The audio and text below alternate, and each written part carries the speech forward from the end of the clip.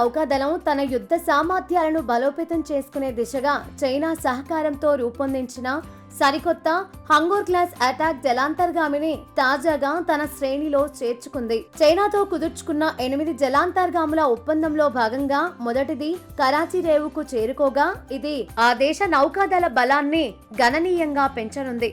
దీనికి అధునాతన air independent propulsion సాంకేతికత ఉంది. సాధారణ డీజిల్, ఎలక్ట్రిక్ సబ్మెరైన్లు బ్యాటరీలను రీఛార్జ్ చేసుకోవడానికి ప్రతి 2 నుంచి 3 రోజులకు ఒకసారి సముద్ర ఉపరితలానికి రావాల్సి ఉండగా ఈ ఏఐపి వ్యవస్థ వల్ల హంగోర్ జలాంతర్గామి దాదాపు 2 నుండి 3 వారాల పాటు నీటి అడుగునే నిరంతరాయంగా ఉంటూ శత్రువుల కంటికి చిక్కకుండా ప్రయాణించగలదు.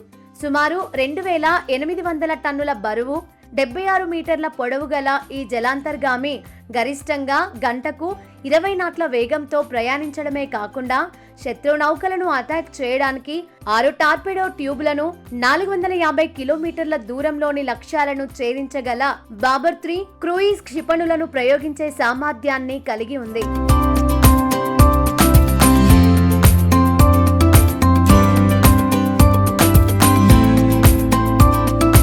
జలాంతర్గామి రాకతో భారతదేశ సముద్ర భద్రతకు, వ్యూహాత్మక ప్రయోజనాలకు కొంతమేర ఆందోళనకర పరిస్థితులు ఏర్పడే ప్రమాదం ఉందనేది వాస్తవం. సముద్ర గర్భంలో ఎక్కువ రోజులు దాగి ఉండే హంగోర్ సామర్థ్యం వల్ల హిందూ మహాసముద్రం, అరేబియా సముద్ర ప్రాంతాలలో భారత నౌకాదళ కదలికలపై నిఘా పెట్టడానికి పాకిస్తాన్ కు వీలు కలుగుతుంది.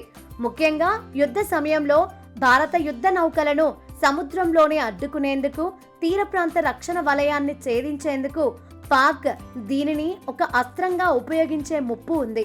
అంతేకాకుండా చైనా, పాకిస్తాన్లు కలిసి భారత్ పై సముద్ర మార్గంలో ఉమ్మడిగా 2 ఫ్రంట్ సవాలును విసిరే వ్యూహంలో భాగంగానే ఈ అధునాతన సాంకేతిక బదిలీ జరిగిందని రక్షణ రంగ నిపుణులు భావిస్తున్నారు. భారత్ ప్రస్తుతం వినియోగిస్తున్న కాల్వరీ క్లాస్ జలాంతర్గాములలో ప్రస్తుతానికి అంతర్నిర్మిత ఏఐపి వ్యవస్థ లేకపోవడం వల్ల పాక్ జలాంతర్గామికి తాత్కాలికంగా నీటి అడుగున ఎక్కువ కాలం ఉండే సాంకేతిక ఆధిక్యత లభించినట్లయింది. అయితే ఇలాంటి అధునాతన సబ్మెరైన్లను కూడా సమర్థవంతంగా ఎదుర్కొని పూర్తిగా ఛేదించగల అపారమైన యాంటీ సబ్మెరైన్ వార్ఫేర్ సామర్థ్యాలు భారత నౌకాదళానికి సొంతంగా ఉన్నాయి. హంగోర్ ని భారత్ వద్ద ఉన్న ప్రపంచంలోనే అత్యంత శక్తివంతమైన Boeing P-8I Neptune long range నిఘా విమానాలు ఈ సబ్మెరైన్లను సులభంగా గుర్తిస్తాయి.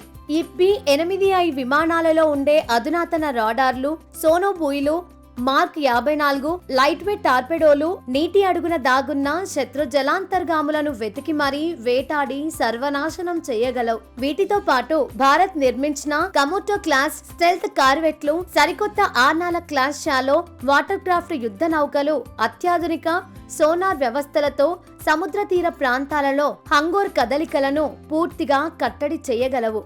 భవిష్యత్తు సవాళ్లను ఎదుర్కొనేందుకు వీలుగా భారత్ కూడా తన కాల్వారీ జలాంతర్గాములకు DRDO అభివృద్ధి చేసిన ఏఐపి ప్లగ్లను అమర్చడంతో పాటు P-75I ప్రాజెక్టు ద్వారా మరిన్ని శక్తివంతమైన జలాంతర్గాములను నిర్మించే పనులను వేగవంతం చేసింది.